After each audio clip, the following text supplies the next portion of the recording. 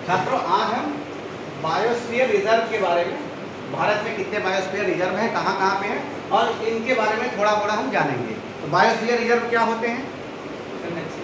ऐसे संरक्षित क्षेत्र जहाँ पर वहाँ के जो एनिमल्स हैं, प्लांट्स हैं और जो भी स्पीसीज हैं उनको हम क्या करते हैं, प्रोटेक्शन दिया जाता है, उनको संरक्षित और उनको वृद्धि करने का बढ़ावा दिया जाता है। ये माना जाता है कि वो चीज़ें वहाँ पर विलुप्ति यानी उनका अगर संरक्षण नहीं किया जाएगा तो वो विलुप्त हो जाएंगी या समाप्त हो जाएंगी। जैसे भारत में आप देखोगे चीता, समझ गए ना, शेर कोई संरक्षण चल रहा है, गिद्धों के बारे में, ये कई सारे ऐसे जीव हैं, कई सारे प्लांट हैं, आप देखेंगे बहुत सारे पेड़ हैं वो भी अब विलुप्त हो जा रहे हैं। क्लाइमेट चेंज है, ग्रीन हाउस गैस है, इनका बारे में सुना है। ये सारी समस्याएं क्यों हैं? क्योंकि हमने अपनी बायोडाइवर्सिटी को संरक्षित नहीं किया। हमने खूब पेड़ काटे, हाँ, खूब फैक्ट्री लगाई, खूब धुआं उड़ाया, धुआं इतना कर दिया कि वो ग्रीन हाउस गैस का मतलब क्या है? 6-7 गैसें हैं, वो क्या करती हैं, सूरज से जितने रोशनी आती है उसको एब्जॉर्ब करती है। उससे क्या होता है, हमारे वातावरण में ज़्यादा गर्मी होती है। आप देख रहे हैं ग्लेशियर पिघलने की समस्याएं आती हैं, आप न्यूज़ में आप लोग पढ़ते होंगे, समझे कि नहीं हैं? बहुत सारे ग्लेशियर पिघल रहे हैं, समुद्र का तल ऊपर जा रहा है। तो जो समुद्र के किनारे के देश हैं, जैसे भारत का ही जो समुद्र के किनारे का एरिया है, भारत के द्वीप 2-3 है, जैसे अंडमान, अभी इस मैप में देखेंगे, यहाँ पे हम आपको दिखा भी देते हैं, ये देखेंगे, ये अंडमान है और इधर आपका लक्षद्वीप होता है। ये सब क्या समुद्र में द्वीप हैं, समझे नहीं? ये आधा मीटर 1-1 फुट मतलब इनकी ऊंचाई समुद्र तल से, और अगर इसमें आधा मीटर या 2 फीट भी अगर समुद्र तल की ऊंचाई बढ़ गई, इसका लगभग 2-4 किलोमीटर एरिया जो है स्क्वायर मीटर वो क्या करेगा, पानी के अंदर चला जाएगा। और फिर वहाँ की जो प्रजातियाँ, वहाँ के पेड़ हैं, वहाँ के जो रहने वाले थे, उनको दूसरी जगह विस्थापित होना पड़ता है, समझे नहीं?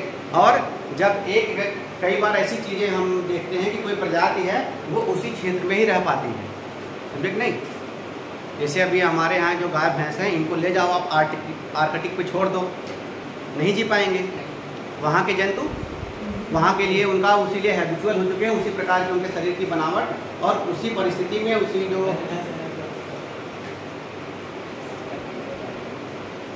उनका जो जीवन है वो उसी स्थिति में जीवन यापन कर लेते हैं। तो ये बायोस्फीयर रिजर्व होते हैं जिनको संरक्षित किया जाता है ताकि वहाँ का जो जीव जंतु, पेड़ पौधे और यहाँ की जनजातियाँ भी, इनको क्या क्या संरक्षित किया जा सके, समझ गए नहीं? तो अब जैसे मान लीजिए कि नेशनल पार्क टाइप में ये बहुत बड़े एरिया में होते हैं, कई किलोमीटर में होते हैं, कुछ तो सैकड़ों किलोमीटर में हो, समझे नहीं? तो इनमें 3 एरिया बनाया जाता है। जैसे मान लीजिए ये कोई इतना बड़ा क्षेत्र है, ये एक बायोस्फीयर रिजर्व है, समझे नहीं? इसमें एक तो कोर जोन होता है, कोर मतलब एकदम यहाँ पे किसी भी प्रकार की गतिविधि को क्या किया जाता है, बैन। ऐसा माना जाता है कि इसी क्षेत्र में वो जीव जंतु या उनको ज़्यादा संरक्षण की जरूरत है, ठीक नहीं? जैसे कोई बायोस्फीयर क्षेत्र है और वहाँ के बीच से आप वो निकाल दिए कोई हाईवे है, अब रात दिन ट्रक बस पो करते हुए जा रहे हैं, समझिए नहीं? एक तो कोई रोड पे आ गया मर जाएगा, उनको ध्वनि प्रदूषण होगा, तो वहाँ की जो प्रजाति है वहाँ पे संरक्षित नहीं रहेगी, वहाँ से भाग जाएगी और फिर उसको बाहर कहीं भी वो सस्टेन नहीं कर पाएगी। इसके अलावा एक बफर जोन होता है। बफर जोन में थोड़ी बहुत जो है एक्टिविटीज़ को हम अलाउ करते हैं। जैसे मान लीजिए कोई रिसर्च करना है, आपको पता है ना, लोग शोध करते हैं, रिसर्च करते हैं, आप लोग भी साइंस के स्टूडेंट हैं, रिसर्च करेंगे, आपको कहा जाता है प्रैक्टिकल करके ले आओ, हैं? तो आप जब आगे पढ़ोगे तो शोध करोगे, ये जानवर हैं, कितने जानवर, इनकी क्या क्या यहाँ पे हैबिटाट, इनका आवासन कैसा है, कैसी प्रक्रियाएँ हैं, किस तरह के इनको जीवन जीने के लिए जो क्या क्या आवश्यकताएं हैं, कितने तापमान पे जी सकते हैं, किस तरह का इनको भोजन है, यहाँ पे क्या उस तरह की सारी परिस्थितियाँ हैं कि नहीं है, उस तरह की सुविधाएं यहाँ पर की जाती हैं। और जो ट्रांजिशन जोन है, इसमें टूरिज्म लोग आके मतलब घूम टहल मिले, तो आप जब धुआं में भी जाएंगे कुछ ऐसे क्षेत्र होंगे रिस्ट्रिक्टेड, वहाँ पर एंट्री नहीं होती है, ना? बाहरी क्षेत्र में ही लोग दिखा देते हैं, वहीं कहीं शेर और दिख गया तो दिख गया, कुछ ऐसे कोर जोन होते हैं जहाँ पे नहीं ले जाया जाता। तो ये बायोस्फीयर रिजर्व हो गया। अब हम देखते हैं भारत में कितने बायोस्फीयर रिजर्व हैं। आपके इसके साथ दो फायदे होंगे। एक तो पहली बात, आपने भारत का नक्शा पूरा देख लिया होगा अच्छे से, राज्य हैं। और ये बच्चा बहुत इम्पॉर्टेंट है, आपको जितने भी आप लोग जीके पढ़ोगे, नेशनल पार्क भारत में होगी ना, टाइगर रिजर्व भारत में कहाँ कहाँ पे हैं, बायोस्फीयर रिजर्व कहाँ है, ये सब आप लोग नोट करते जाएंगे। आपके बायोलॉजी में भी एक दो चैप्टर होंगे जो इससे रिलेटेड होंगे, ठीक है नहीं। इंटर में आपका बायोडाइवर्सिटी मतलब संरक्षण के लिए अभी बहुत इंपॉर्टेंट टॉपिक हो गए हैं, ये सब पे भी हमको पढ़ना जरूरी रहता है। आपके इंग्लिश के एस्से में भी यहाँ से क्लाइमेट चेंज हो गया, क्लाइमेट रिलेटेड मुद्दों पर चीज़ें पूछ ली जाती हैं। तो हम सबसे ऊपर से चलते हैं कि भारत में, अब देखिए ये कौन सा राज्य है,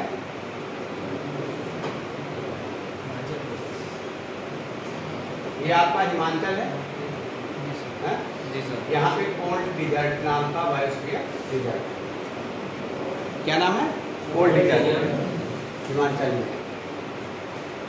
दूसरा ये आपका उत्तराखंड है ना, उत्तराखंड में कौन सा है, नंदा देवी, समझ गए।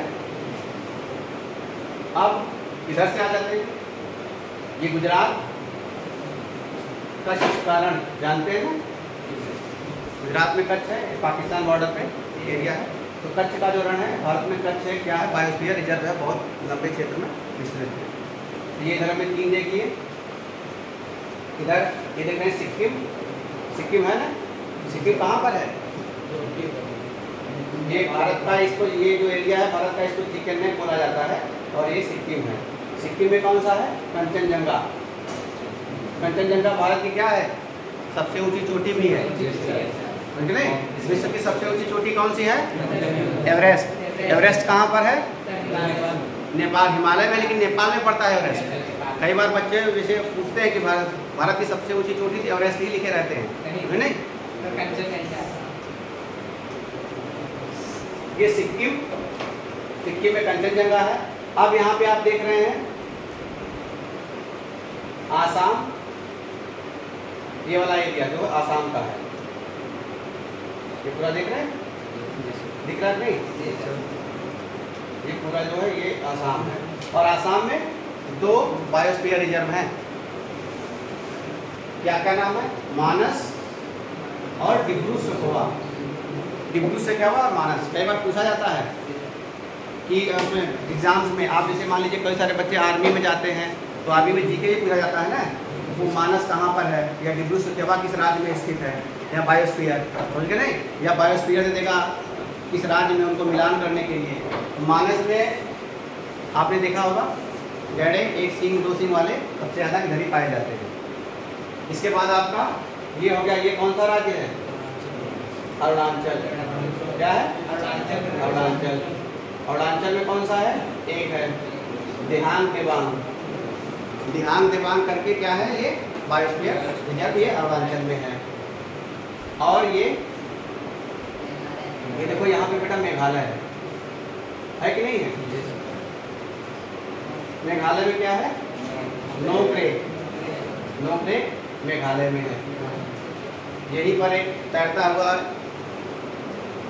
एक ऐसी झील है जिसके ऊपर मतलब ऐसी घासें पाई जाती हैं जो तैरती रहती हैं, और उसी के ऊपर हिरण भी उसको चढ़ते हैं, तो तैरता हुआ उसको पार्क, वो झील भी बोला जाता है।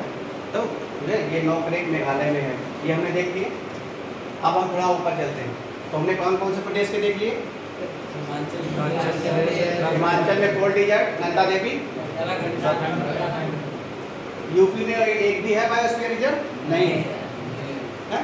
तो बायोस्फीयर रिजर्व, नेशनल पार्क, ये सब अलग अलग होते हैं। टाइगर रिजर्व है भारत में, बायोस्फीयर यूपी में एक भी नहीं है। फिर इधर कंचनजंगा है, मानस में, मानस डिब्रू सखोवा आसाम में है, देहांग देवांग नोक्रेक मेघालय में है। अब आगे चलते हैं,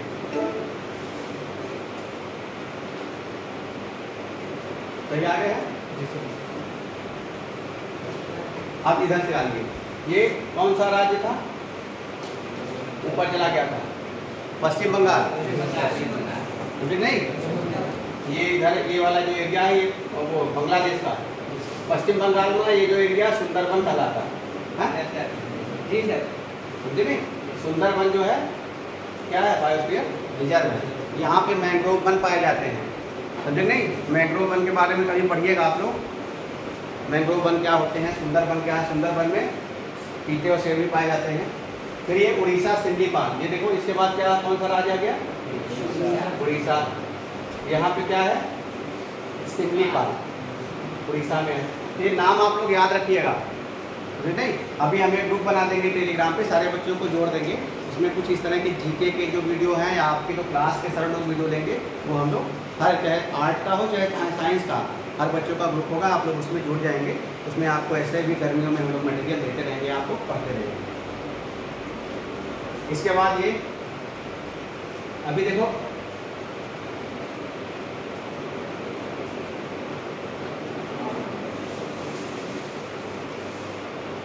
भारत में तेलंगाना एक राज्य बना था आंध्र प्रदेश से अलग करके। ये देखो आंध्र प्रदेश है, ये तेलंगाना है। आंध्र प्रदेश में कौन सा है, यहाँ पर एक है शेषाचलम, ये आंध्र प्रदेश में बायोस्फीयर रिजर्व, समझ गए, शेषाचलम। अब तमिलनाडु देखो, ये है बच्चा, ये तमिलनाडु आपका है? ये आपका केरला है, और ये आपका क्या हो गया, ये वाला जो एरिया ये कर्नाटका हो गया, समझ गए नहीं।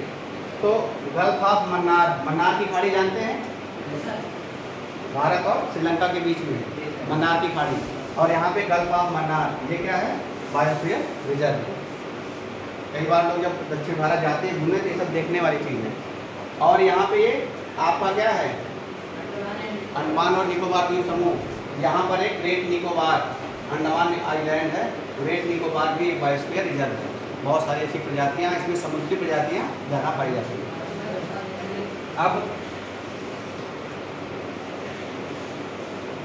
अगस्त्यमालाई करके है, यहाँ पर देखिए, ये तमिलनाडु और केरला में पाई जाती है अगस्त्यमालाई। अगर यहाँ पे अगस्त्यमालाई की पहाड़ियाँ भी हैं। भूगोल कितने बच्चे भूगोल पढ़ते हैं इसमें से, कोई पढ़ता है भूगोल वाला, ठीक है ना। भूगोल में जब पढ़ोगे तो भारत में पूर्वी घाट पश्चिमी घाट पढ़ा है, पढ़ा है, पूर्वी घाट किधर है, पश्चिमी घाट। हम मैप बताएंगे, कल ही बताएंगे बेटा मैप लोगों को। इधर वाला जो एरिया है ये पश्चिमी घाट है, यहाँ पे पहाड़ हैं, और इधर पूर्वी घाट है। तो पश्चिमी घाट और पूर्वी घाट जब यहाँ पे मिलते हैं, यहाँ पे कई सारी अच्छी पहाड़ियाँ हैं, जैसे अगस्त्यमालाई है, ठीक है ना, अन्नामलाई है। ये बहुत सुंदर सुंदर पहाड़ियाँ, चाय के और कॉफ़ी के बागान यहीं पर हैं, ठीक है ना। कार्डमम की पहाड़ियाँ, इलायची की पहाड़ियाँ, इलायची की पहाड़ी का नाम, वहाँ पे इलायची ज़्यादा होती है तो उसकी कार्डमम पहाड़ियाँ, उसका नाम ही पड़ गया, समझे नहीं। तो ये वाला जो एरिया पहाड़ियाँ, दोनों पहाड़ियाँ यहाँ पे मिलती हैं और बहुत अच्छी जगह है टूरिज्म के लिए। तो अगस्त्यमालाई तमिलनाडु और केरला में है। इसके बाद देखो नीलगिरी, कहाँ पे है, कर्नाटक में, नाम सुना होगा नीलगिरी। अब छत्तीसगढ़ और मध्य प्रदेश में अचानकमार अमरकंटक, ये वाला जो एरिया है देख रहे हैं, ये आपको मध्य प्रदेश में है, कुछ छत्तीसगढ़ में है।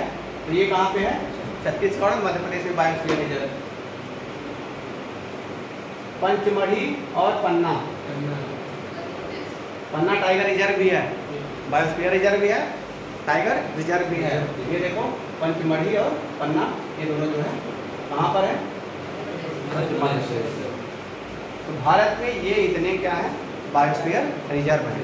आप चाहो तो इनके मैप हम भेज देंगे ग्रुप में, आप उनको आप कौन सा किस राज्य में है ये लिख लेना, कई बार पूछा जाता है, ठीक नहीं। क्योंकि आगे जाके आप लोगों को क्या करना है, कुछ न कुछ तैयारी ही तो करनी है। नौकरी सबको चाहिए, कि कोई ऐसा बच्चा है जिसको नौकरी नहीं चाहिए, हाँ चाहिए बेटा, कौन सी नौकरी, आर्मी की ना। कुछ अपना आप लोग एम बना लो है। अभी हम आप लोगों को सिखाएंगे, हम लोग बताएंगे कि कैसे आपको फोकस करना है, कौन सी आपको कैरियर ऑप्शन आपको चुनना है और उसके लिए आप क्या क्या बेटर कर सकते हैं, ठीक नहीं, और आपके लिए क्या सूटेबल रहेगा।